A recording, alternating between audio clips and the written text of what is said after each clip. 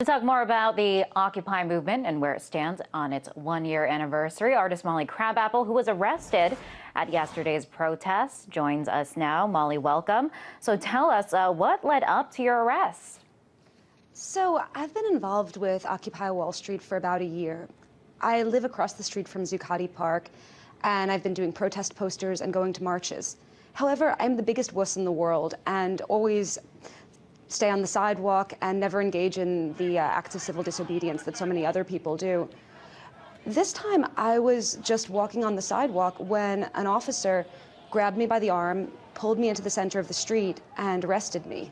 So you were saying you were just minding your own business and a police officer arrested you apparently for no reason?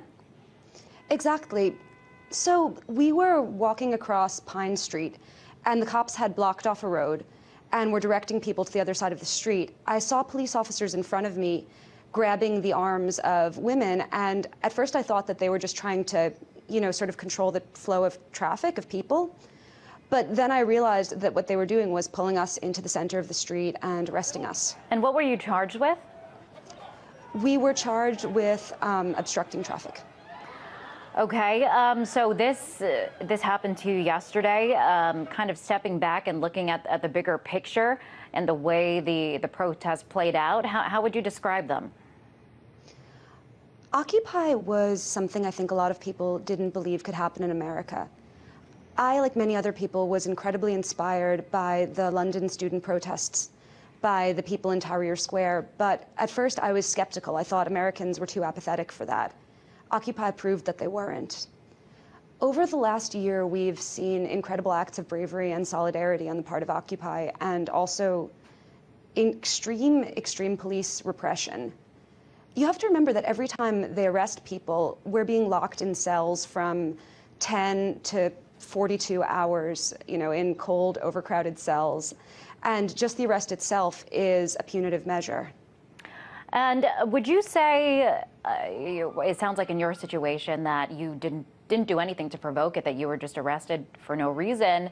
Did you see Occupy protesters being violent or provoking police or giving them a reason? I mean, dozens and dozens of people were arrested. I guess I'm trying to figure out why. I didn't see any acts of violence. Sometimes at Occupy protests, you see people sitting in the center of streets as an act of civil disobedience, but this in no way could be construed as being violent. It's people, very often, elderly people, sitting down. Interesting. Molly, so here we are at the one-year anniversary. What would you say is Occupy Wall Street's its signature achievement? I think that before Occupy Wall Street, the way that political campaigns were run was almost about, the personality quirks of the candidates. What Occupy did was it brought economic equality and inequality to the forefront of the national dialogue. It made people actually talk about what was happening economically in America and how what was going on here wasn't really even capitalism. It was this bizarre form of feudalism where the government and the corporation were kind of melded together. And you're saying that is now part of the dialogue. Do you now see it as becoming, playing an important role in the upcoming presidential election? I do. I think a lot of the pushback to Mitt Romney comes from people who maybe wouldn't consider themselves sympathetic with Occupy, but were influenced by that sort of change in tone. Interesting, Molly. And going back, you were arrested. Over 180 people reportedly were arrested. Ultimately, what do you think that says about the state of our police force today and free speech?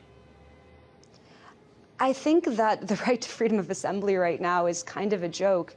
When you live in a country where you see, elderly people, kids, just people minding their own business plucked off of the sidewalk and arrested, that's not a country with freedom of assembly. I think that with Occupy, a lot of people like me who are, relatively privileged middle-class white people are learning what people of color and poor people and other marginalized groups have learned for a long time, that the police force is not your friend. They're quite against you, and they're not there to protect your freedoms.